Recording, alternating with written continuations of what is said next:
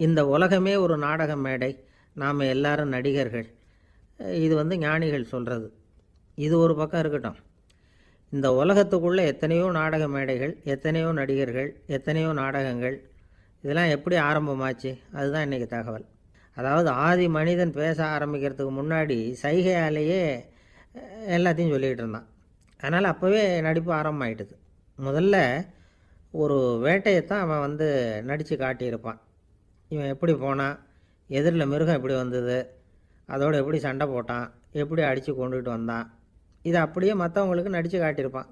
ஏன்னா மொழி கிடையாது. இந்த காலத்துலலாம் நாடகங்களில் நடிக்கிறவங்கள நடிகர்கள்ங்கிறோம். ஒரு காலத்தில் இவங்களுக்கு என்ன பேர் தெரியுமா? திஸ்பியர்கள் அப்படின்னு பேரான். இதுக்கு காரணம் உண்டு. அதாவது 2000 வருஷத்துக்கு முன்னாடி கிரீஸ் நாட்டில் திசிபியஸ் அப்படின்னு ஒரு ஆள் இருந்தான். அவன் ஒரு பெரிய நாடக கலைஞன். அவன் சில இளைஞர்களை சேர்த்துக்கிட்டான், பயிற்சி கொடுத்தான், நாடக குழுவை உருவாக்கினான். நடிகர்களையும் நாடகத்துக்கு தேவையான பொருள்களையும் ஏற்றிக்கிட்டு போகிறதுக்கு ஒரு வண்டியையும் தயார் பண்ணான். அந்த வண்டியிலேயே அவன் கிரேக்க நாடு பூராவும் சுற்றினான். ஊர் ஊராக நாடகம் போட்டான். ஒரு ஊருக்கு போனதும் அங்கே நாடகம் நடத்த தியேட்டர் இருக்கா அப்படிங்கன்னெல்லாம் பார்க்குறதில்ல அவன். ஏன்னா அப்போலாம் தியேட்டர்னா என்னென்ன தெரியாது. நாடகம்னா அது ஒரு மூடிய கொட்டைக்குள்ளே தான் நடத்தணுங்கிறது அப்போ யாருக்குமே தோணலை. இந்த வண்டி போகும், அதுவே ஒரு பகுதி, அப்படியே ஒரு மேடை மாதிரி விரிச்சிக்கும். அதில் ஏறி நின்றுக்கிட்டு நாடகத்தை நடித்து காட்டுவாங்களாம். மக்கள்லாம் எதிரில் தரையில் உட்காந்து அதை பார்த்துக்கிட்டு இருக்கிறது. உலகத்தின் முதல் நடமாடும் தியேட்டர் இது தானே. இந்த திசிபிஎஸ் தான் முதலாக உலகத்தில் நாடகங்கிற பொழுதுபோக்கை நடத்தி காட்டினவன் அப்படின்னு சொல்கிறாங்க. அவன் சொந்தமாக நாடகம் எழுதுனா, நடித்தான், நாடகத்தை இயக்கினான். அதனால தான் அவனை first man of the theatre அப்படின்னு சொல்லுவாங்க. அவன் தான் நாடக மேடையின் முன்னோடி. கிரேக்கர் காலத்திலேயே நாடக ஆசிரியர்கள், நடிகர்கள், ரசிகர்கள் இவங்கள்லாம் உருவாயிட்டாங்களாம். நாடகத்தின் சரித்திரத்தில் இந்த 3 பிரிவும் ரொம்ப முக்கியம். அதாவது கிரேக்க தியேட்டர்கள்லாம் திறந்த வெளி மேடைகள் தான். பெரும்பாலும் மலைச்சரிவுகள், அதுவே படிப்படியாக பண்ணியிருப்பாங்க. கீழே அரைவட்ட வடிவில் மேடை, அதுக்கு ஆர்கெஸ்ட்ரான்னு பேர். பிற்காலத்தில் இதில் உட்காந்து இசைக்குழுவினர் வாய்ச்சதுனால இசைக்குழுவுக்கே ஆர்கெஸ்ட்ராங்கிற பேர் வந்துட்டுது. இப்போது கிரேக்க தியேட்டர்களில் ஒன்று, அதோட காலம் கிமு 340. அதை இன்னமும் பாதுகாத்து வச்சுருக்கிறாங்களாம். எபிடாரஸ் அப்படிங்கிற இடத்துல அது இருக்குதான். இன்னமும் அந்த தியேட்டரை பயன்படுத்திக்கிட்டு வர்றாங்களாம். சிறந்த கிரேக்க நாடகங்கள்லாம் அங்கே நடிக்கிறாங்களாம். ஆரம்ப காலத்திலேயே கட்டணம் கிடையாது. அப்புறம் பின்னாடி தான் நுழைவு கட்டணம்லாம் அப்படியே வந்துட்டு தான். நடிகர்கள் பளபளப்பான ஆடைகள் உடுத்தியிருப்பாங்களாம். இந்த குதிகால் உயர்ந்த காலணிகள் போட்டிருப்பாங்களாம். இதெல்லாம் பழைய குறிப்புகள். பலவிதமான உருவங்களில் மாஸ்க் அப்படின்னு சொல்லப்படுற முகமூடி. அதனால் ஒரே நடிகர் பல வேடங்களில் நடிக்கிறது உண்டான். ஆரம்பத்தில் பெண் நடிகர்கள் கிடையாது, எல்லாம் ஆண் நடிகர்கள் தான். ரோமானியர்கள் தான் முதல் நிரந்தர நாடக மேடையை கட்டினவங்க. அதுதான் முதல் தியேட்டர். கிமு 1048 காலகட்டத்தில் பாம்பிங்கிற நகரத்தில் அதை கட்டியிருக்கிறாங்களாம். கிரேக்க ரோமானிய தியேட்டர்களின் அடிப்படையிலேயே இந்த இத்தாலிய வடிவ அமைப்பாளர்கள் இந்த குதிரை லாட வடிவில் ஒரு ஆடிட்டோரியத்தை உருவாக்கினாங்களாம். இப்படியே அதை பற்றி நிறைய தகவல் இருக்குது. 1576 லண்டனில் இந்த வின்ஸ்பர்ரி, அப்புறம் இந்த பில்ட்ஸில், அப்புறம் ஜேம்ஸ் இப்படிங்கிறவர் முயற்சியால் தான் இங்கிலாந்தில் முதல் தியேட்டர் உருவாச்சான். அப்படி ஒருத்தர் இருந்தாராம். உலக நாடக மேடையின் வரலாறு இதுதான். அதாவது இப்போல்லாம் அறிவியல் வளர்ச்சி அதிகமாகிட்டுது. திரைப்படம், தொலைக்காட்சி எல்லாம் வந்தாச்சு. ஒவ்வொரு வீடுமே ஒரு குட்டி தியேட்டர் மாதிரி ஆகிட்டுது. தொலைக்காட்சி முன்னாடி உட்காந்து எழுந்திருக்கவே மனசு வர்றதில்லை. ஒரு அம்மா ஒரு மனோதத்துவ டாக்டரை தேடிட்டு வந்தாங்களாம் இந்த காலத்தில். டாக்டர், எங்கள் வீட்டுக்காரர் எப்போ பார்த்தாலும் டிவி முன்னாடி உட்காந்துக்கிட்டு அதையே வெறிச்சு பார்த்துக்கிட்டு இருக்கிறார், உத்து பார்த்துக்கிட்டு இருக்கார், எனக்கு சந்தேகமாக இருக்குன்னாங்களாம்.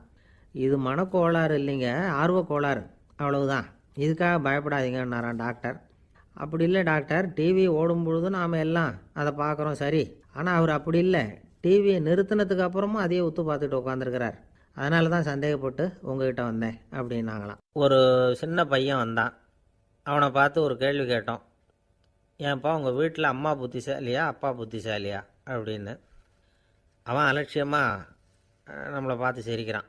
என்ன சார் இது, இந்த காலத்தில் இது கூட தெரியாமல் இருக்கிறீங்களே அப்படிங்கிறான். ஒரு சின்ன பையன் நம்மளை பார்த்து இப்படி கேட்டு விட்டானே அப்படின்னு நினைக்கிறப்போ நமக்கு ஒரு மாதிரி ஆகிடும். அதுக்கப்புறம்தான் இந்த தாத்தா பாட்டிலாம் சொல்கிற ஒரு கதை ஞாபகத்துக்கு வந்தது. அது என்ன கதை தெரியுமா? ஒரு ஊரில் ஒரு அம்மாவும் பிள்ளையும் இருந்தாங்களாம். அந்த மகனுக்கு திடீர்னு தேசாந்திரம் போய் வரணும்னு ஆசை வந்துட்டுது. ஊர் ஊராக போய் சுற்றி பார்க்கணுங்கிற ஆசை. அந்த அம்மாவுக்கு இது பிடிக்கல. மகனை பிரிஞ்சு இருக்கிறதுக்கு அவங்க மனசு இடம் கொடுக்கல. வேணாப்பான்னு சொல்லி பார்த்தாங்க, அவன் கேட்கல. திடீர்னு புறப்படவும் செஞ்சுட்டான். சரி, இனிமேல் அவனை தடுக்க முடியாதுன்னு முடிவு பண்ணிட்டாங்க அந்த அம்மா.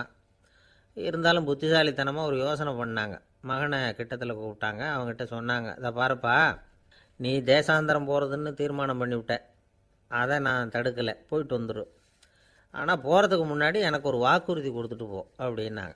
போகிறப்போ ராத்திரியாக இருந்தாலும் பகலாக இருந்தாலும் சரி, புளிய மரத்து நிழலில் தான் தங்கணும்.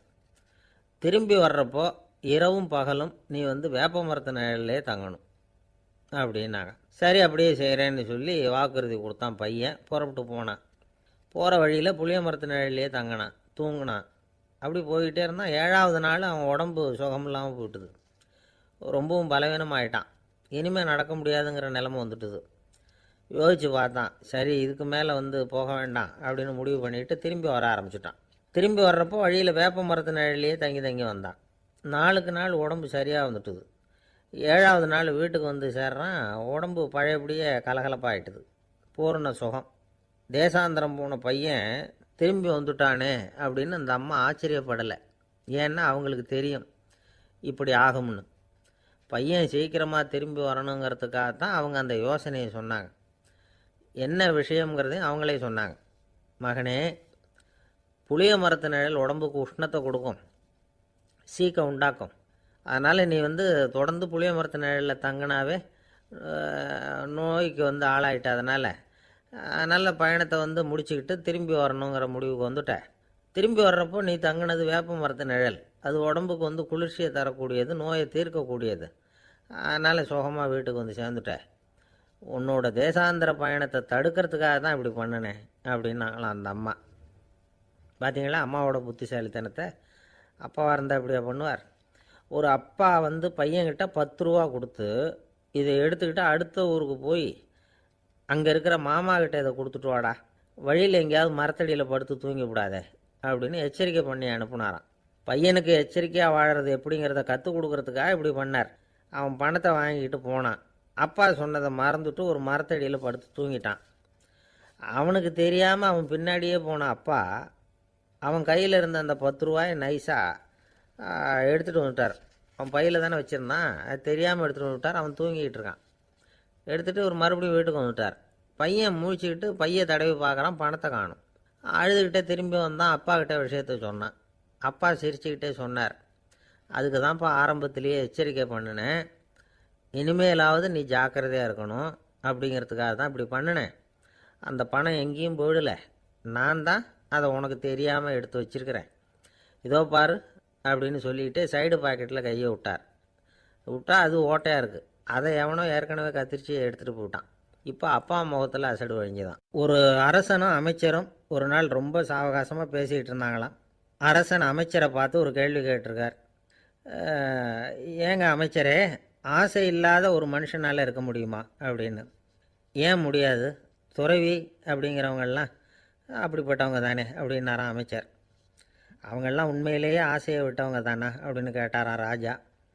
அப்படி தான் இருக்கணும் அப்படின்னாராம் அமைச்சர். அப்படின்னா ஆசையே இல்லாத ஒரு உண்மையான துறவியை நான் பார்க்கணுமேன்னார். அது என்ன பிரமாதம், அதுக்கு நான் ஏற்பாடு பண்ணுறேன் அப்படின்னு விட்டார் இவர். சொல்லிவிட்டு உடனே புறப்பட்டு போனார். அங்கங்கே தேடினார். அப்புறம் தான் அவருக்கு புரிஞ்சுது உண்மை துறவியை கண்டுபிடிக்கிறது எவ்வளவு கஷ்டமான காரியம்னு. இருந்தாலும் ராஜா கிட்ட சொல்லியாச்சே உண்மை துறவியை காட்டுறேன்னு. இப்போ என்ன பண்ணுறது? ராஜா கிட்ட சொன்னபடி நடக்கலைன்னா அவருக்கு கோபம் வந்துடும். அமைச்சர் ஒரு யோசனை பண்ணார். அவருக்கு ஒரு வழி தெரிஞ்சுது. அதுதான் சரின்னு முடிவு பண்ணார். அதாவது அந்த ஊரில் அவருக்கு தெரிஞ்ச நாடக நடிகர் ஒருத்தர் இருக்கிறார், நல்லா நடிப்பார். அவரை போய் பார்த்தார். இதை பாருப்பா, எனக்காக நீ ஒரு காரியம் செய்யணும்னார். என்னன்னு கேட்டார் அவர். நீ ஒரு துறவி மாதிரி கொஞ்ச நேரத்துக்கு நடிக்கணும். ராஜா உன்னை பார்த்துட்டு போகிற வரைக்கும் நடி, அது போதும். அதுக்காக உனக்கு 10,000 ரூபா தரேன் அப்படின்னார். அவர் எந்த காலத்தில் இவ்வளோ பணத்தை மொத்தமாக பார்த்துருக்கார். அதனால் உடனே சரின்னு ஒத்துக்கிட்டார். அமைச்சர் அரண்மனைக்கு திரும்பி வந்தார். என்ன அமைச்சரே, இன்னுமா ஒரு உண்மையான துறவி கிடைக்கலன்னார். உண்மையான துறவி ஒருத்தரை இப்போ தான் கொஞ்ச நேரத்துக்கு முன்னாடி பார்த்து பேசிவிட்டு வர்றேன். அவர் நம்ம ஊருக்கு வெளியில் குளத்தங்கரையில் உள்ள ஒரு ஆலமரத்துக்கு அடியில் உட்காந்துருக்கிறார் அப்படின்னார் இவர். அப்படின்னா உடனே புறப்படுங்க அப்படின்னார் ராஜா. பரிவாரங்களோடு புறப்பட்டார். அங்கே அந்த மரத்தடியில் அந்த ஆள் வேஷம் போட்டுக்கிட்டு துறவி மாதிரி உட்காந்துருக்கிறான். ராஜா நேராக போனார். அந்த துறவி காலில் பொத்துன்னு விழுந்து வணங்கினார். உடனே ராணியும் அவர் காலில் விழுந்தாங்க. அடுத்தபடியாக அமைச்சர் விழுந்தார். அவருக்கு தெரியும் இது நம்ம ஆள் தான்னு. இருந்தாலும் என்ன பண்ணுறது, நேரம். அப்புறம் பரிவாரங்கள்லாம் துறவி காலில் விழுந்து ஆசீர்வாதம் வாங்கிட்டாங்க. ராஜா அப்புறமா தங்கத்தட்டில் பொண்ணையும் பொருளையும் வச்சு அந்த துறவிக்கிட்ட ரொம்ப பணிவாக நீட்டுறார். தாங்கள் தயவு பண்ணி இதை ஏற்றுக்கணும் அப்படின்னு வேண்டிக்கிட்டார். அந்த துறவி பற்று இல்லாமல் அதை பார்த்தார். எல்லாத்தையும் திறந்துவிட்ட எனக்கு இதெல்லாம் எதுக்காக அப்படின்னு சொல்லி அதை மறுத்துட்டாராம். ஆஹா, உண்மையான துறவியை பார்த்துட்டோம் அப்படிங்கிற ஆனந்தம் அரசருக்கு.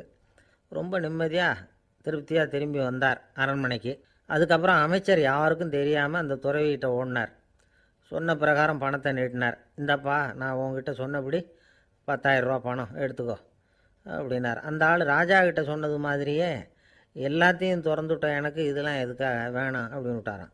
நடித்த வரைக்கும் போதும்ப்பா, இனிமேல் இந்த நாடக வசனம்லாம் வேணாம், வேஷத்தை கலைச்சிரு, பணத்தை வாங்கிக்கோன்னார். இல்லைங்க, இது வேஷம் இல்லை, இது வசனமும் இல்லை, இது உண்மை. கொஞ்ச நேரம் துறவி மாதிரி நடித்ததுக்கே இந்த தேசத்து ராஜா ராணி அமைச்சர் பரிவாரங்கள் எல்லாம் என் காலில் விழுந்து வணங்குறாங்க. அப்படின்னா உண்மையான துறவியாக இருக்கிறது எவ்வளவு பெருமையான விஷயம். நான் உண்மையான துறவியாக ஆக போகிறேன், அப்படி முடிவும் பண்ணிட்டேன் அப்படின்னார் அந்த நடிகர். வேஷம் கூட எப்படிப்பட்ட விளைவுகளை உண்டு பண்ணுது பார்த்தீங்களா. நம்மால் ஒருத்தன் ரொம்ப வசதியாக தான் இருந்தான். ஒரு நாள் அவன் சொத்து பூரா திருட்டு போயிட்டுது. அதுக்கப்புறம் இவன் துறவி மாதிரி ஆகிட்டான். ஊர் ஊராக சுற்றினான். ஒரு குருநாதரை தேடி கண்டுபிடிச்சான். அவர்கிட்ட சீடனாக சேர்ந்துக்கிட்டான்.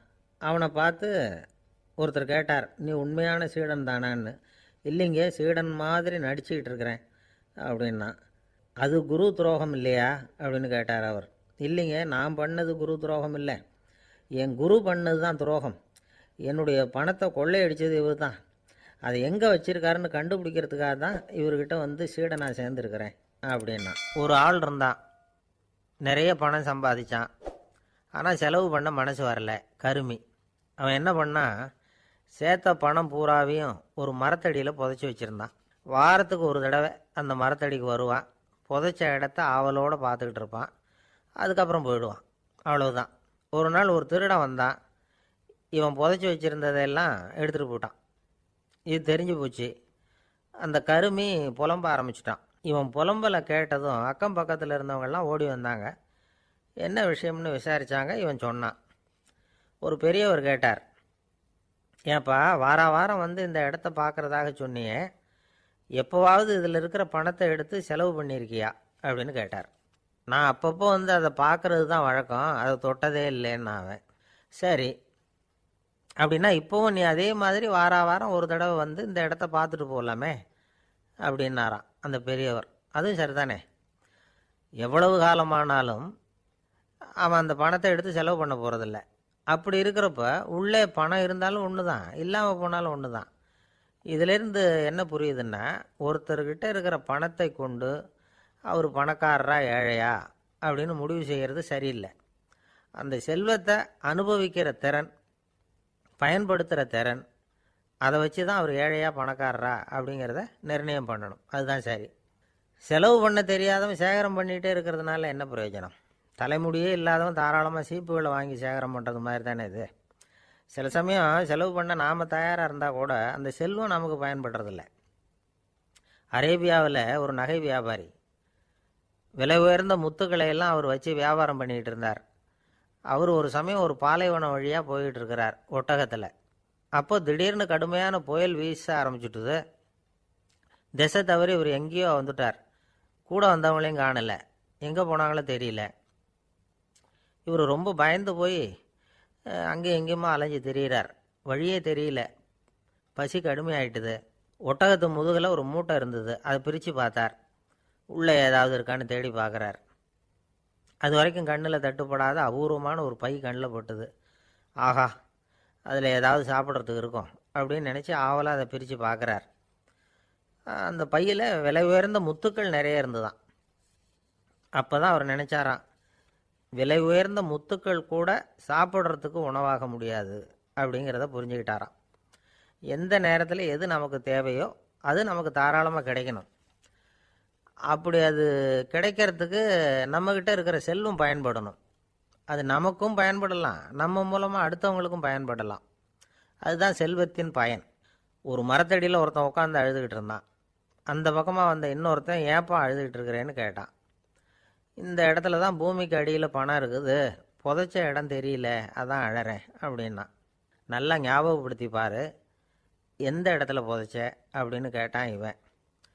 அது எப்படி எனக்கு தெரியும், புதைச்சி வச்சிருக்கிறவன் நான் இல்லையே, எங்கள் எதிர்த்த வீட்டுக்காரன் அப்படின்னானான் இவன். அந்த ஆள் என்னை கண்ணா பண்ணான்னு திட்டிவிட்டான் சார், அதை நினச்சா எனக்கு ரொம்ப வருத்தமாக இருக்குது அப்படின்னு சொல்லி கவலைப்பட்டார் ஒருத்தர்.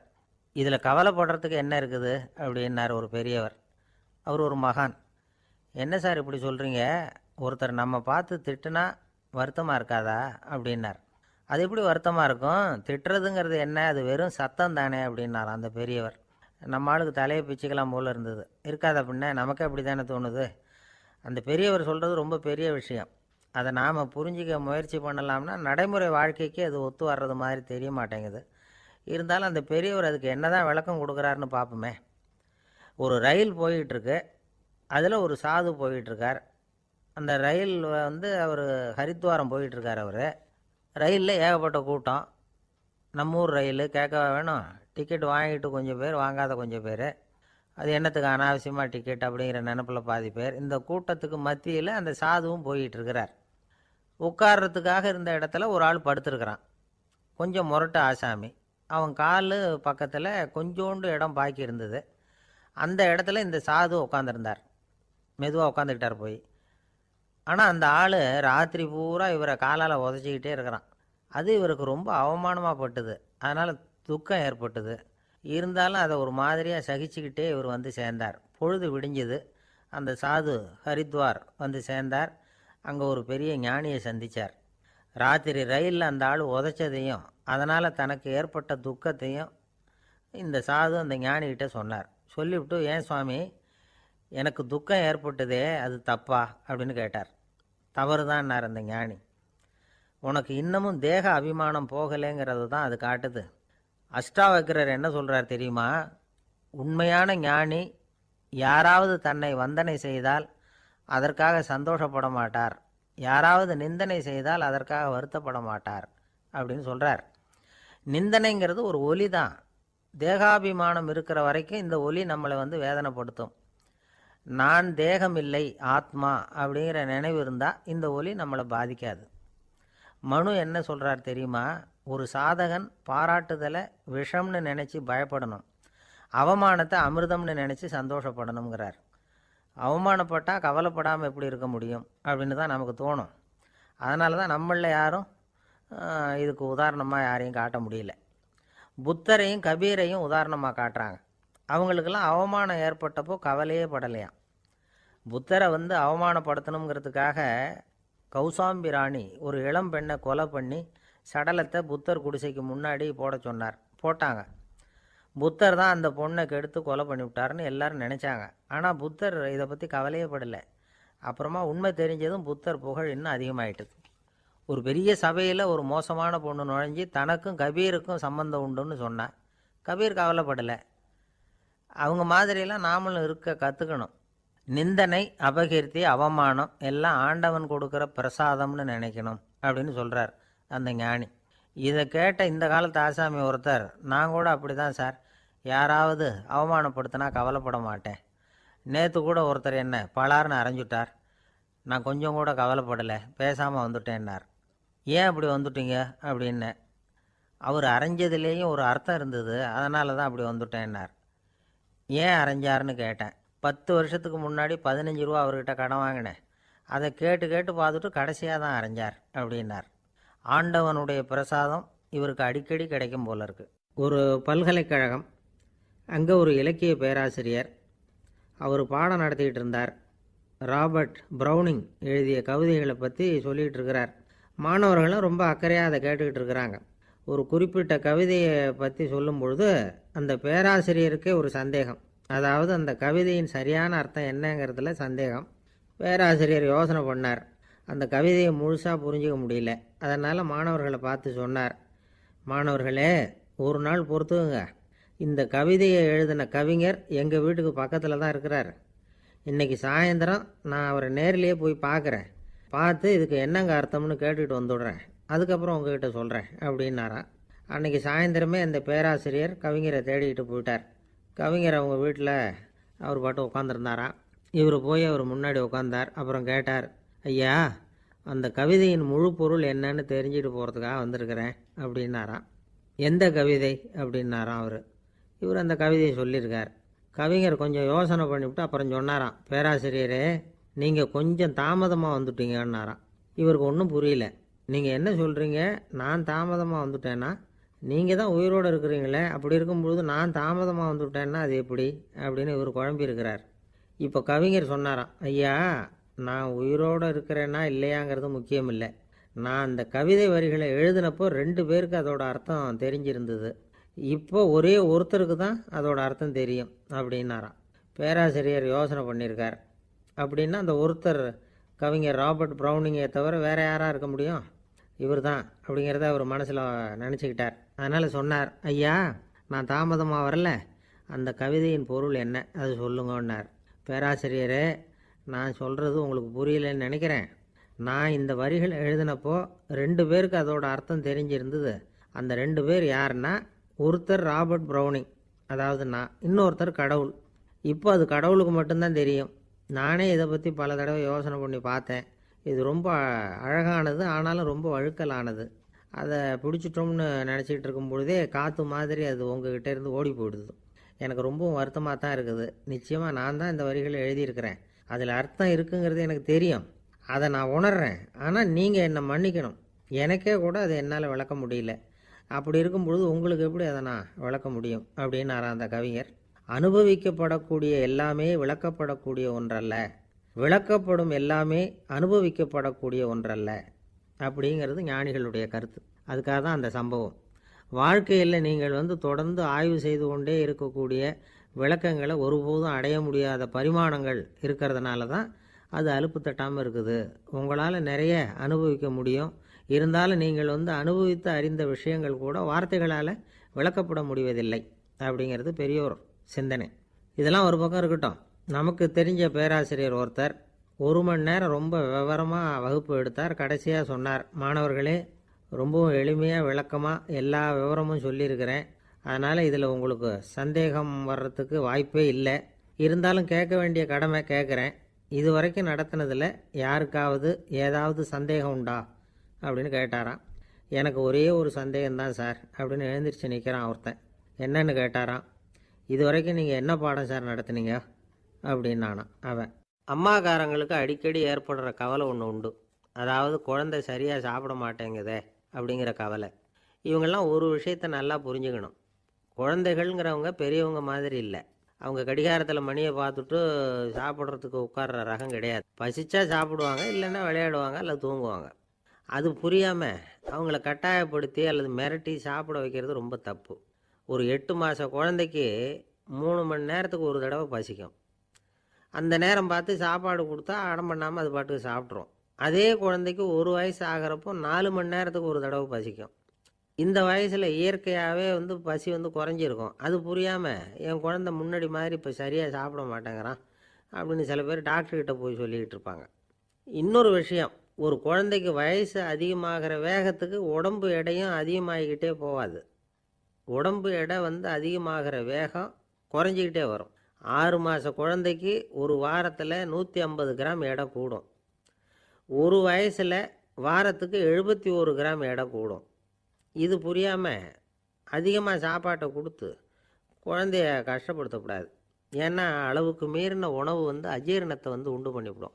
குழந்தைக்கு ஒரு தட்டில் கொஞ்சமாக ஆகாரத்தை வச்சு கொண்டுகிட்டு போய் கொடுக்கணும். மலை மாதிரி குவிச்சு வச்சா அதை பார்த்ததுமே பசி அடங்கி போயிடும். அடித்து மிரட்டி பயமுறுத்தி குழந்தைய சாப்பிட வைக்கிற பழக்கம் இருக்குது பாருங்கள். அதுக்கு ஃபுட் ஃபோர்ஸிங் அப்படின்னு பேர். இப்படி பண்ணினா குழந்தைக்கு சாப்பாட்டில் விருப்பம் குறைஞ்சிரும். அதை கண்டாவே வெறுக்க ஆரம்பிச்சிடும். அது மாதிரி உளம் சார்ந்த பசி குறைவு, சைக்கோஜெனிக் அனோரெக்சியா, அது ஏற்படுமா. சாப்பாடுங்கிறதே ஒரு தண்டனை மாதிரி தோணும். குழந்தைகளுக்கு பிடிச்ச மாதிரியான ஆகாரத்தை கொடுக்கணும். சத்து அதிகம் இருக்குங்கிறதுக்காக அதுக்கு பிடிக்காத ஆகாரத்தை கொடுத்து கட்டாயப்படுத்தக்கூடாது. குழந்தைகளுக்கு 2 வயசு ஆகிறப்போ இயற்கையாகவே எதிர்மறை குணம் உண்டாகும். அதாவது அந்த எதிர்மறையாக பேசுறது, இது மாதிரி சமயங்களில் நாம் என்ன சொல்கிறோமோ அதுக்கு நேர்மாறாக நடந்துக்கும். ஏட்டிக்கு போட்டி, சாப்பிட சொன்னால் விளையாட போகும், விளையாட சொன்னால் சாப்பாடு கேட்கும். இதை புரிஞ்சுக்கிட்டு நடந்துக்கணும். குழந்தை சொன்ன பேச்சை கேட்கலேன்னு கோவப்படக்கூடாது. குழந்தை வளர வளர பிடிவாத குணம் வர்றது சகஜம். கேட்டதை வாங்கி கொடுத்தா தான் சாப்பிடுவேன் அப்படின்னு பிடிவாதம் பண்ணும். வாங்கி கொடுத்து விட்றது தான் உத்தமம். நீங்களும் அதுக்கிட்ட பிடிவாதம் பண்ணிகிட்டு இருக்கக்கூடாது. ஏன்னா கேட்டது கிடைக்கலையேங்கிற ஏமாற்றம் கூட குழந்தையோட பசியை குறைச்சிரும். கேட்டது கிடைச்சிட்டா பசி அதிகமாகும், கொடுத்ததை மலமலன்னு சாப்பிட்றோம். குழந்தைகளுக்கு கண்ட கண்ட நேரத்தில் சாப்பிட்றதுக்கு எதையாவது வாங்கி கொடுத்துக்கிட்டு இருந்தால் சாப்பாட்டு நேரத்தில் சாப்பிடாம அடம் பண்ண ஆரம்பிச்சிடும். பள்ளிக்கூடம் போகிற பிள்ளைங்க காலை உணவை சரியாக சாப்பிட மாட்டாங்க. அச்சம், அவசரம், பரபரப்பு இதெல்லாம் தான் காரணம். பள்ளிக்கு புறப்படுறதுக்கு ஒரு 3/4 மணி நேரத்துக்கு முன்னாடியே சாப்பாடு போட்டுருங்க, அது சரியாக போடும். படிக்கிற குழந்தைகள் உடல் சோர்வு, மனச்சோர்வு இது காரணமாக கூட சாப்பிட மறுக்கிறது உண்டு. இப்போ உதாரணமாக சாயந்தரம் விளையாடி விட்டு வீட்டுக்கு வந்ததும் சாப்பிட சொன்னால் வேணாம்பாங்க. இது உடல் சோர்வு. ரொம்ப நேரம் வீட்டு பாடங்களை செஞ்சு முடித்த கையோடு சாப்பிட சொன்னாலும் அவங்களால சரியாக சாப்பிட முடியாது. இது உளச்சோர்வு, அதாவது மனச்சோர்வு. இதை தவிர குழந்தைகளுக்கு உடல் நலக்குறைவு ஏற்பட்டால் கூட சாப்பிட மறுக்கிறது உண்டு. சில மருந்து மாத்திரைகள் கூட பசியை குறைச்சிரும். அதனால் சரியாக தெரிஞ்சுக்கிட்டு குழந்தைகளை சாப்பிட வைக்கணும். அது புரியாமல் கையில் சாப்பாட்டு தட்டை வச்சுக்கிட்டு குழந்தைகளை விரட்டிக்கிட்டு அலையக்கூடாது. ஒரு சின்ன பையன் சொன்னான், எங்கள் அம்மா சாப்பாடு போடுறது தெரிஞ்சால் நான் உடனே வீட்டை விட்டு வெளியில் ஓடி போடுவேன் அப்படின்னா. ஏன் அப்படி பண்ணுறேன்னு கேட்டோம். எங்கள் அப்பா கூட அது மாதிரி தான் சார் பண்ணுவார் அப்படிங்கிறான். பந்திக்கு முந்தர ஆசாமிகள் நம்மளில் பல பேர் உண்டு. அப்படி முந்தறதுக்கு கூட முயற்சி பண்ணுறவங்க நிறைய பேர் இருக்கிறாங்க. இதில் என்ன ஒரு விஷயம்னா, பந்திக்கு முந்துறது கூட தப்பு இல்லை. ஆனால் அப்படி ஒரு விருந்தில் ஆளாக போய் உட்காந்து சாப்பிட்டா கூட வெளியில் வர்றப்ப என்ன பெரிய விருந்து வச்சுட்டான், சாம்பாரில் உப்பு இல்லை, ரசத்தில் காரம் இல்லை அப்படின்னு குறை சொல்லிகிட்டே வர்றது இருக்குது பாருங்கள். அது சரியில்லை, நாகரிகமும் இல்லை. கல்யாண பத்திரிகையில் என்ன போட்டிருக்குது, என் பொண்ணுக்கும் இன்னார் பையனுக்கும் கல்யாணம், எல்லாரும் குடும்பத்தோடு வந்திருந்து மணமக்களை ஆசீர்வதிக்கணும், இப்படி தானே போட்டிருக்கோம். குடும்பத்தோடு விருந்து சாப்பிட்டு சாப்பாடு எப்படி இருக்குன்னு அபிப்பிராயம் சொல்லிவிட்டு போங்க அப்படின்னா போட்டிருக்கு கல்யாண பத்திரிகையில். ஒருத்தர் வீட்டு விசேஷத்துக்கு போயிருக்கோம்னா எவ்வளவோ அசௌகரியங்கள் நமக்கு ஏற்படலாம். ஏராளமான கூட்டம் வந்திருக்கும். எல்லாரையும் அவங்க தனித்தனியாக கவனிச்சிக்கிட்டு இருக்க முடியாது. நாம் தான் அனுசரித்து நடந்துக்கணும். நாமளாக போய் வாழ்த்த வேண்டியவங்களை வாழ்த்தி விட்டு சேரணும். அதை விட்டுட்டு பத்திரிக்கை கொடுத்தானேன்னு போனேன், கவனிப்பே சரியில்லை அப்படின்னு புலம்பிக்கிட்டு இருக்கக்கூடாது. ஒரு விருந்துக்கு போனால் அங்கே எப்படி நடந்துக்கணும் அப்படிங்கிறத பற்றி கூட அனுபவசாலிகள் சில விவரங்கள்லாம் சொல்லியிருக்கிறாங்க. இந்த காலத்தில் கல்யாணம், பிறந்த நாள், அது இதுன்னு நிறைய விருந்துகள் நடக்குது. அதெல்லாம் எதுக்காக? மனித உறவுகளை வளர்த்துக்கிறதுக்காக தான், வேறு எதுக்கு? ஒரு விருந்துக்கு போனால் அமைதியாக பொறுமையாக போய் உட்காரணும். அடித்து பிடிச்சிக்கிட்டு இடத்த பிடிக்க போகிறேன் அப்படின்னு நிற்கக்கூடாது. முதல் பந்தி நடந்துக்கிட்டு இருந்தால் அது முடிஞ்சு இலை எடுத்து சுத்தம் பண்ணதுக்கு அப்புறம் போய் உட்கார்றது தான் நாகரீகம். இலை எடுக்கிறதுக்கு முன்னாடியே அங்கே போய் உட்காந்தா நல்லா இருக்காது. நீங்கள் சாப்பிட்டுட்டு உட்காந்துருக்கீங்களா, சாப்பிட்றதுக்கு உட்காந்துருக்கீங்களா, பார்க்குறவங்களுக்கு சந்தேகம் வந்துடும். அதே மாதிரி இலையில் எல்லா ஐட்டமும் பரிமாறினதுக்கு அப்புறம் சாப்பிட ஆரம்பிக்கணும். ஒவ்வொரு ஐட்டமாக வைக்க வைக்க நாம் பாட்டுக்கு எடுத்து உள்ளே தள்ளிகிட்டே இருந்தோம்னா எதை வச்சோம் எதை வைக்கலன்னு பரிமாறினவரே குழம்பி போயிடுவார். ஏன்னா எப்போ பார்த்தாலும் இலை காலியாகவே இருக்கும். சாப்பிட்றப்போ உங்கள் சாப்பாட்டையே நீங்கள் கவனிக்கணும். அடுத்தவங்க இலையில் என்ன இருக்குது, பக்கத்தில் இருக்கிறவர் எதை அதிகமாக சாப்பிட்றார், இதெல்லாம் நமக்கு என்னத்துக்கு? எல்லாரும் சாப்பிட்டு முடிக்கிற வரைக்கும் பொறுமையாக இருக்கிறது தான் நல்லது. நீங்கள் மட்டும் திடீர்னு பாதியில் எழுந்திரிச்சு பக்கத்தில் இருக்கிறவங்களுக்கு சங்கடமாக இருக்குமேங்கிறதெல்லாம் யோசிக்காமல் நீங்கள் பாட்டு எழுந்திரிச்சு போகக்கூடாது. பக்கத்தில் உள்ளவங்க உங்களை எழுந்திரிக்க சொன்னால் எழுந்திரிச்சு போகலாம். விருந்துகளில் சாப்பாட்டை வீணாக்கிறதே ஒரு நாகரிகமாக போட்டுது. இந்த காலத்தில் சாப்பாட்டுக்கே கஷ்டப்பட்டுக்கிட்டு பல பேர் இந்த உலகத்தில் இருக்கிறப்போ சாப்பாட்டை வீணாக்கிறது எவ்வளோ பெரிய மோசங்கிறத நினச்சி பார்க்கணும். வேணுங்கிற அளவுக்கு கேட்டு வாங்கி சாப்பிட்றது தான் முறை. விருந்தில் இந்த பஃபே அப்படின்னு சொல்லி ஒரு முறை சொல்கிறாங்கல்ல, அதாவது உணவு வகைகளையெல்லாம் பொதுவாக ஒரு இடத்துல வச்சுடுறது, நமக்கு தேவையானதை நாமே எடுத்து ஒரு தட்டில் போட்டுக்கிட்டு சாப்பிட வேண்டியது. இதில் கூட சில பேர் தேவைக்கு அதிகமாக எடுத்து போட்டுக்கிட்டு வீணாக்குறாங்க. சில சமயம் வந்து கடைசியாக சாப்பிட போகிறவங்களுக்கு எல்லா ஐட்டமும் கிடைக்காம போகலாம். அதை போய் பெருசு பண்ணிகிட்டு இருக்கக்கூடாது. என்ன சார் இந்த அளவுக்கு கூடவா நாகரிகம் தெரியாமல் இருக்கிறோம், இதை போய் பெருசாக சொல்ல வந்துட்டீங்களே அப்படின்னு நினைக்கலாம். ஒருத்தர் 2 பேருக்கு இந்த விவரம் தேவைப்படலாம். அவங்க காதலையும் இது விழட்டுமேங்கிறதுக்காக தான் இது. ஒரு பெரிய கல்யாண விருந்து நடந்துக்கிட்டு இருந்தது. விருந்து மண்டபத்து வாசலில் ஒருத்தர் நின்றுக்கிட்டு வர்றவங்களையெல்லாம் ரொம்ப மரியாதையாக வணங்கி உள்ளே அனுப்பி வச்சுக்கிட்டு இருந்தார். எப்படி தெரியுமா? வர்றவங்க கையெல்லாம் பிடிச்சி முத்தம் கொடுத்து அதுக்கப்புறம் உள்ளே அனுப்பி வச்சுக்கிட்டு இருந்தாராம். கூட்டம்லாம் முடிஞ்சதுக்கப்புறம் அவர்கிட்ட போய் கேட்டிருக்கிறாங்க, சார் நானும் எவ்வளவோ விருந்துகளுக்கு போயிருக்கிறேன், இருந்தாலும் இவ்வளவு மரியாதையாக வர்றவங்க கைக்கெல்லாம் முத்தம் கொடுத்து வரவேற்கிறத இங்கே தான் பார்க்குறேன் அப்படின்னு சொன்னாங்க. அதுக்கு அவர் சொன்னார், அட போங்க சார், நான் முத்தம் கொடுக்கல, முந்தின பந்திக்கு வந்து சாப்பிட்டவங்களே அடுத்த பந்திக்கும் வர்றாங்களான்னு மோந்து பார்த்து அனுப்பி வச்சுக்கிட்டு இருந்தேன் அப்படின்னார். ஒருத்தர் மனசில் நிம்மதி இல்லாமல் உட்காந்துருந்தார். என்ன சார் விஷயம் அப்படின்னு விசாரித்தேன். அகலக்கால் வச்சுட்டேன், அதுதான் அவதிப்படுறேன்னார். விவரமாக சொல்லுங்கன்னேன். வீடு கட்டணும்னு ஆரம்பித்தேன், வேலை பாதியிலேயே நிற்கிது, கையில் பணம் இல்லை அப்படின்னார். இது மாதிரி ஆசாமிகள் பல பேரை நீங்கள் பார்த்துருக்கலாம். இவங்கெல்லாம் சுலபமாக மன அழுத்தத்துக்கு ஆளாயிடுறாங்க. மன உளைச்சல், அதாவது ஸ்ட்ரெஸ் அப்படின்னு சொல்கிறோமே, அதுக்கு அடிப்படையான சில காரணங்கள் உண்டு. அதாவது மிகையாக திட்டமிடுதல் அப்படிங்கிறதும் ஒரு முக்கியமான காரணம். நடைமுறை சாத்தியம் என்னங்கிறத மனசில் வச்சுக்கிட்டு எந்த திட்டத்தையும் தீட்டணும், அப்போ தான் அது சரியாக வரும். 2வது காரணம் என்ன தெரியுமா? ஒரே நேரத்தில் பல்வேறு செயல்களில் ஈடுபடுறது. தொலைபேசியில் பேசிக்கிட்டே கையில் இருக்கிற கடிதத்தை படிச்சுக்கிட்டே எதிரில் உட்காந்துக்கிட்டு இருக்கிறவருக்கும் அப்பப்போ பதில் சொல்லிக்கிட்டு மனசில் பல்வேறு சிந்தனைகளை அப்படியே ஓட விட்டுக்கிட்டு இருக்கிறது, இதுவும் மன அழுத்தத்தை உண்டாக்குது. 3வது காரணம், எதுலேயும் வெற்றி மட்டும் எதிர்பார்க்குற ஒருதலைப்பட்சமான ஆர்வம். நாம் தொட்டதெல்லாம் வெற்றியாகவே முடியணும் அப்படின்னு எதிர்பார்க்குறவங்க ஏதாவது ஒன்றில் தோல்வியை கண்டால் தோண்டு போயிடுறாங்க. எப்படியும் முடியலாம்ங்கிற எண்ணம் ஏற்கனவே நமக்குள்ளே இருந்துட்டுதுன்னா அந்த அவஸ்தை வராது. அதனால் அதுவும் நம்ம வளர்த்து கொள்ள வேண்டிய ஒரு குணம். மன உளைச்சல் ஏற்படுறதுக்கு இன்னொரு காரணம், எதையும் வேகமாக செஞ்சுடணும் அப்படிங்கிற துடிப்பு. அந்த துடிப்பே மனசை அழுத்த ஆரம்பிச்சிடும்.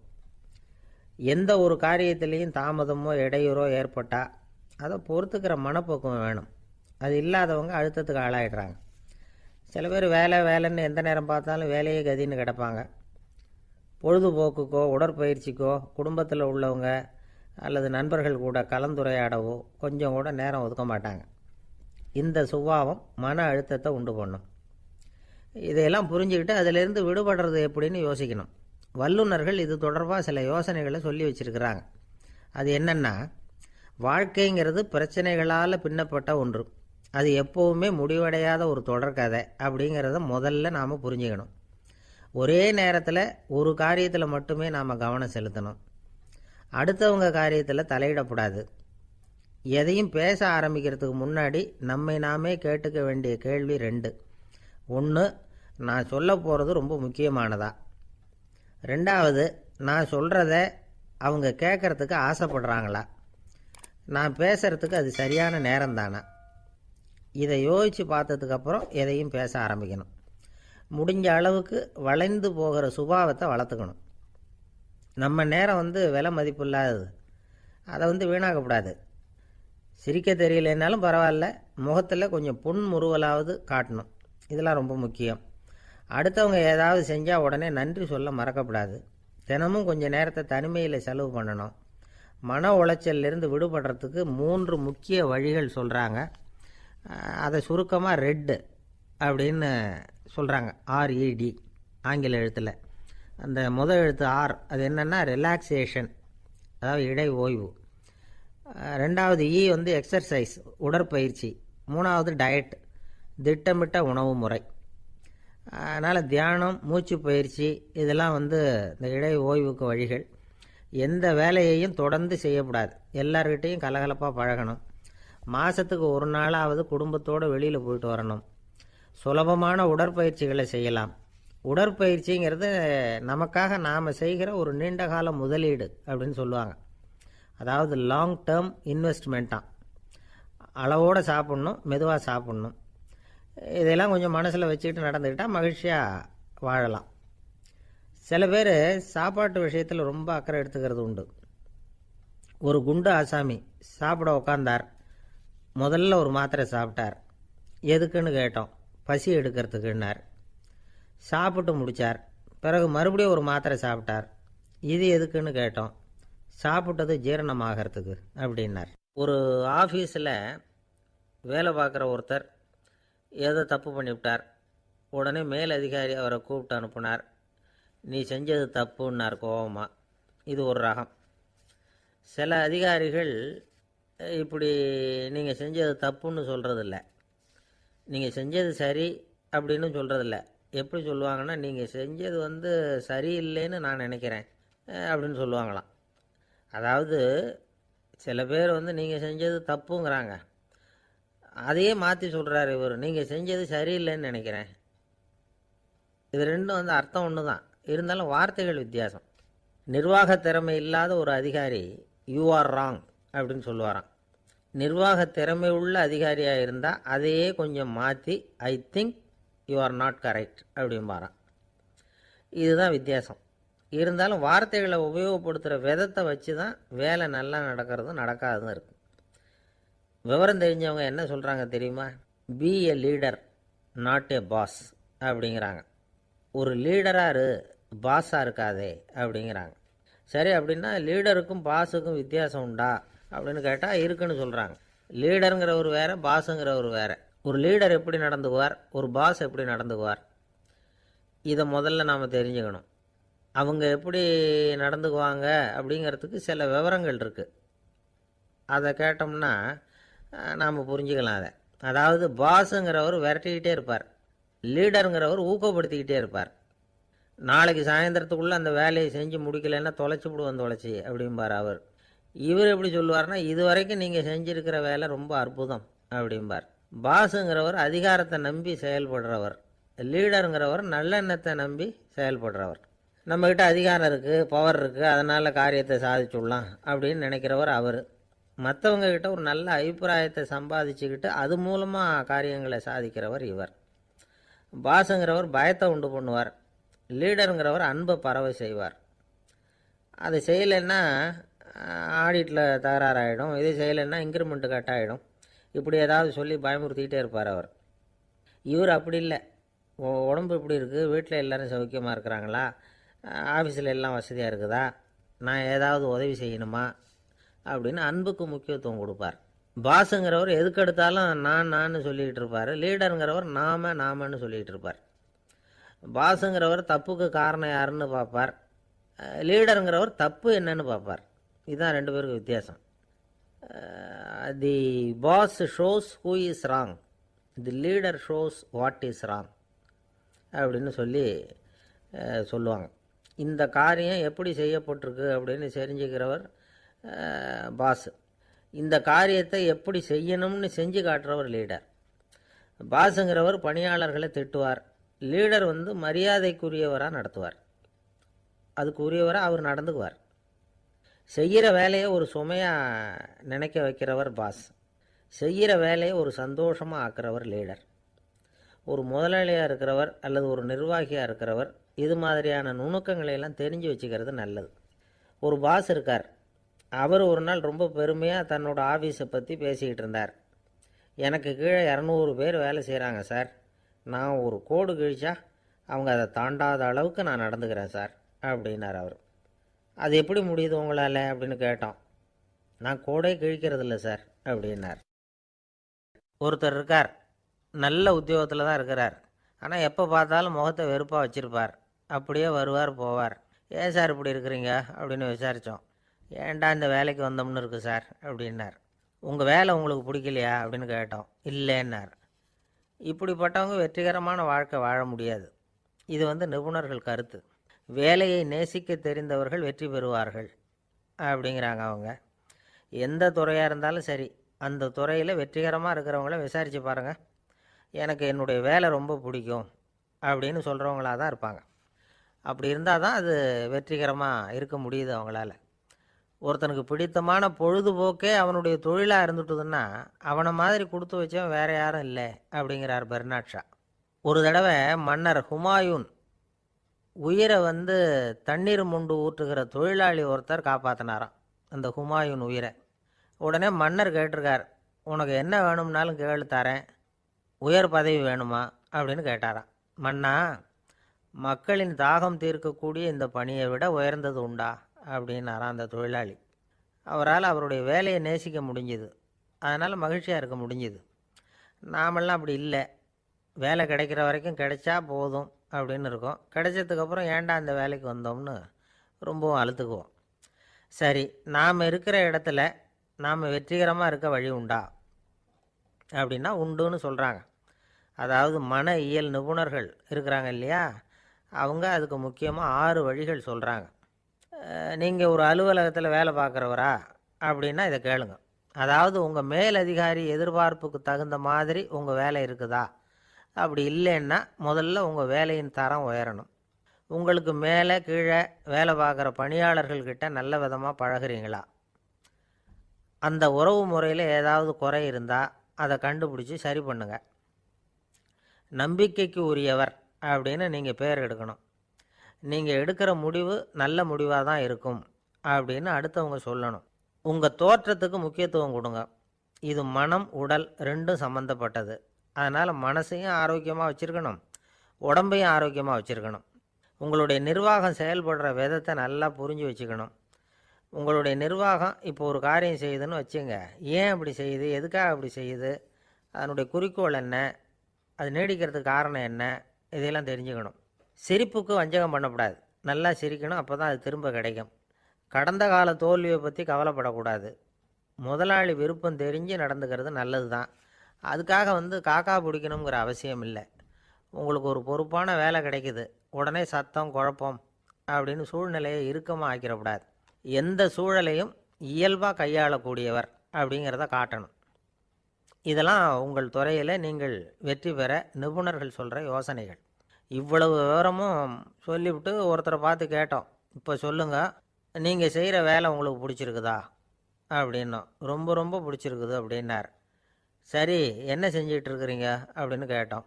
சும்மா தான் இருக்கிறேன் அப்படின்னார் அவர். அள்ள அள்ள குறையாதது அட்சய பாத்திரம், அது நமக்கு தெரியும், கேள்விப்பட்டிருக்கிறோம். ஆனால் போட போட நிரம்பாத ஒரு பாத்திரம் உண்டு. அது என்ன தெரியுமா? நம்மளில் பல பேர்கிட்ட அந்த பாத்திரம் உண்டு. அதுதான் பேராசை அப்படிங்கிற பாத்திரம். அதை நிறைவு செய்யவே முடியாது. பேராசையை பற்றி சுஃபி இலக்கியத்தில் ஒரு பிரபலமான கதை உண்டாம். அதை ஒரு பெரியவர் எடுத்து சொல்லியிருக்கிறார். ஒரு மன்னர் நகர்வலம் போயிட்டுருக்கார். ஒரு பிச்சைக்காரன் மன்னர் எதிரில் வரான். பிச்சை போடுங்கோங்கிறான். என்னுடைய அமைதியை கெடுக்காதே போங்கிறார் மன்னர். அவன் சிரிக்கிறான். அரசே, உங்களுடைய அமைதி கெடக்கூடிய நிலையில் இருந்தால் அதுக்கு பேர் அமைதியே கிடையாது அப்படின்னு நானா. எதிரில் நிற்கிறது வெறும் பிச்சைக்காரன் இல்லை, யோகி அப்படிங்கிறத மன்னர் புரிஞ்சுக்கிட்டார். துறவியே, உங்களுக்கு என்ன வேணும்னாலும் கேளுங்க, கொடுக்குறேன்னாராம். அந்த துறவி மறுபடியும் சிரிக்கிறார். அரசே, உங்களால் முடியாததையெல்லாம் கொடுக்க முடியும்னு சத்தியம் செய்யாதீங்க அப்படின்னார். மன்னருக்கு கோபம் வந்துட்டுது. என்ன இவர் இப்படி சொல்கிறாரே அப்படின்னு நினச்சார். நகர்வலத்தை பாதியிலேயே நிறுத்தினார். வாங்க அரண்மனைக்குன்னார். துறவியை அழைச்சிக்கிட்டு அரண்மனைக்கு வந்துட்டார். துறவி தன்கிட்ட இருந்த பிச்சை பாத்திரத்தை நீட்டினார். இது நிறைய எனக்கு பொற்காசுகள் வேணும் அப்படின்னாராம். அவ்வளவு தானா, இது ஒரு பெரிய காரியமா அப்படின்னு கையை தட்டினாராம் மன்னர். ஒரு பெரிய தாம்பாளம் நிறைய பொற்காசுகள் சேர்ந்தது. அதை அள்ளி போட்டார். போட போட அந்த பிச்சை பாத்திரம் நிரம்பவே இல்லை. பொற்காசுகள் போட போட அவ்வளவையும் உள்ளே வாங்கிக்கிட்டே இருக்குது. அரசாங்க கஜானாவே காலி ஆகிட்டுது. மூட்டை மூட்டையாக பொற்காசுகளை கொட்டி பார்த்துட்டாங்க. அது முழுங்கிக்கிட்டே இருக்குது. கடைசி வரைக்கும் அந்த பிச்சை பாத்திரம் நிரம்பவே இல்லை. அரசர்கிட்ட இருந்த கர்வம் போயிட்டுது. அப்படியே பொத்துன்னு துறவி காலில் விழுந்தார். அப்போ அந்த துறவி சொன்னாராம், மன்னா, இந்த பிச்சை பாத்திரத்தை உங்களால் மட்டும் இல்லை, வேற யாராலையும் நிரப்ப முடியாது. அதுக்கு என்ன காரணம்னா, இது சாதாரண பிச்சை பாத்திரம் இல்லை, பேராசைகளோடு வாழ்ந்து செத்துப்போன ஒரு மனிதனின் மண்டை ஓடுது அப்படின்னாராம். பாருங்கள், இதுதான் அந்த சுஃபி இலக்கிய கதை. செத்த பிறகும் நிறைவு இல்லைன்னா அது எப்பேற்பட்ட பேராசையாக இருக்கும்னு யோசித்து பார்த்துங்க. நம்மால் ஒருத்தர் கல்யாணம் பண்ணிக்க பொண்ணு பார்த்துக்கிட்டு இருந்தார். அழகு, அறிவு, படிப்பு எதுவும் தேவையில்லை, பணம் மட்டும் இருந்தால் போதும் அப்படின்னு பார்க்குறவங்க கிட்டெல்லாம் சொல்லி வச்சார். ரொம்ப நாளைக்கு அப்புறம் ஒரு பணக்காரர் கிடைச்சார். அவர் சொன்னார், இதை பாருங்கள், எனக்கு 20 வயசில் ஒரு மகள், அவளை நீங்கள் கல்யாணம் பண்ணிக்கிட்டா 2 லட்சம் பணம் கொடுப்பேன். 25 வயசில் ஒரு பொண்ணு, அவளை கல்யாணம் பண்ணிக்கிட்டா 2.5 லட்சம் தருவேன். 30 வயசில் ஒரு பொண்ணு இருக்கா, அவளை கல்யாணம் பண்ணிக்கிட்டா 3 லட்சம் தருவேன். என்ன சொல்கிற அப்படின்னாராம். இவன் கொஞ்ச நேரம் யோசித்து பார்த்துருக்கான். அதுக்கப்புறம் மெதுவாக அவரை நிமிர்ந்து பார்த்து, ஏன் சார், உங்ககிட்ட 50 வயசில் ஏதாவது பொண்ணு இருக்கா அப்படின்னு கேட்டானா. ஒருத்தர் ரொம்ப அவசரமாக வந்தார். சார், மனுஷன் நிம்மதியாக இருக்கிறதுக்கு என்ன வழின்னு கேட்டார். சீக்கிரமாக ஒரு கல்யாணத்தை பண்ணிங்க, எல்லாம் சரியாக போடும் அப்படின்னோம். அவர் ஒரு மாதிரியாக பார்த்தார். ஏற்கனவே எனக்கு கல்யாணம் ஆகிட்டுது சார், அதனால தானே நிம்மதியாக இருக்கிறதுக்கு வழி கேட்குறேன் அப்படின்னார். சரி, இவர் ஒரு மாதிரியான கேஸ் அப்படின்னு நினச்சிக்கிட்டு நம்மக்கிட்ட இருந்த ஒரு சின்ன புத்தகத்தை அவர்கிட்ட தூக்கி கொடுத்தோம். இதை படித்து பாருங்கன்னு. கல்யாணத்துக்கு பிறகும் சந்தோஷமாக இருக்கிறதுக்கு என்ன வழி அப்படிங்கிற கேள்விக்கு அந்த புத்தகத்தில் விளக்கம் இருந்தது. கணவன் மனைவிக்குள்ளே சிக்கல் வராமல் இருக்கிறதுக்கு அதில் சில வழிகளை சொல்லி கொடுத்துருக்குறாங்க. அதெல்லாம் என்னென்ன அப்படிங்கிறத இப்போ பார்க்கலாமா? குடும்பம்னு இருந்தால் கோபம் வரதான் செய்யும். அது வந்துட்டு போட்டும் பரவாயில்ல. ஆனால் அந்த கோபம் ஒரே நேரத்தில் 2 பேருக்கும் வந்துடாமல் பார்த்துக்கணும். ஒரு சமயத்தில் யாராவது ஒருத்தர் தான் கோபப்படணும், அடுத்தவங்க அமைதியாக இருக்கணும். அதுக்கப்புறம் இவர் அமைதியான உடனே அவங்க ஆரம்பிச்சிக்கலாம். கோபமாக ஏதாவது சொன்னால் உடனே கோபமாக பதில் சொல்லக்கூடாது. கொஞ்சம் பொறுத்து கோபம் தீர்ந்த உடனே அந்த பதிலை சொல்லலாம். அப்போ பதில் கோபமாக இருந்தால் கூட அது அவ்வளோ பெருசாக தெரியாது. அற்ப விஷயத்துக்கெல்லாம் காய்ச்சி மூச்சுன்னு கத்திக்கிட்டு இருக்கக்கூடாது. உங்கள் 2 பேருக்குள்ளே ஒரு தர்க்கம் ஆரம்பமாயிட்டுதுன்னு வச்சுக்கோங்க. கடுமையாக 2 பேரும் விவாதம் பண்ணுறீங்க. உங்களில் ஒருத்தர் இதில் ஜெயிக்கணும்னா அது நீங்களாக இருக்க வேணாம், அடுத்தவங்க ஜெயிக்கிறதுக்கு நீங்கள் துணையாக இருங்களேன். அப்படின்னா நீங்கள் கொஞ்சம் விட்டு கொடுக்கணும், அவ்வளவுதான். ஏதாவது குத்தம் சொல்லணுமா, செஞ்ச தப்பை சுட்டி காட்டணுமா, விமர்சனம் பண்ணணுமா, பண்ணுங்க, வேணான்னு சொல்லலை. ஆனால் சொன்னதை அப்படி சொல்கிறத கொஞ்சம் அன்பாக இதமாக சொல்லுங்கள். எப்போ நடந்த தவறுகளையெல்லாம் இப்போ போய் மறுபடியும் ஞாபகப்படுத்திகிட்டு இருக்க வேண்டாம். நான் அப்போவே சொன்னேன் இந்த புடவை வேணாம்னு, நீங்கள் தான் கேட்கல, இப்போ பாருங்கள் கிழிஞ்சு போச்சு இப்படின்னு கத்துனாங்க ஒரு அம்மா. எப்போ சொன்னீங்கன்னு கேட்டால் ஒரு 10 வருஷத்துக்கு முன்னாடி தீபாவளி சமயத்தில் அப்படிங்கிறாங்க. அது என்ன இன்னும் அப்படியே புதுசாகவே இருக்கும்? உங்களுக்கு அவர் தான் பெருசு, அவருக்கு நீங்கள் தான் பெருசு. அதை விட இந்த உலகத்தில் வேறு எதுவும் முக்கியம் இல்லைன்னு நினைக்கணும். நீ தான் என்னுடைய உலகம்னு எத்தனை தடவை சொல்லியிருப்பீங்க? அதெல்லாம் வெறும் வசனமாக போயிடக்கூடாது. ஏதாவது ஒரு பிரச்சனையை பற்றி கடுமையாக விவாதம் பண்ணிக்கிட்டு இருக்கீங்க, அதை அப்படியே பாதியில் விட்டுட்டு படுக்கைக்கு போயிடக்கூடாது. சொச்சத்தை நாளைக்கு பேசிக்கலாம்னு. அப்படி போனால் தூக்கம் வராது. பிரச்சனையை ஒரு முடிவு பண்ணிக்கிட்டு அதுக்கப்புறமா தூங்க போகணும். ஒரு நாளில் ஒரு தடவையாவது உங்கள் ஜோடியை பாராட்டி நல்ல விதமாக கனிவாக ஒரு வார்த்தை சொல்லணும் அப்படின்னு தீர்மானம் பண்ணிங்க. ஏதாவது தப்பு பண்ணிவிட்டீங்கன்னா பரவாயில்ல, அதை ஒத்துக்கிறதுக்கும் மன்னிப்பு கேட்குறதுக்கும் தயாராக இருக்கணும்.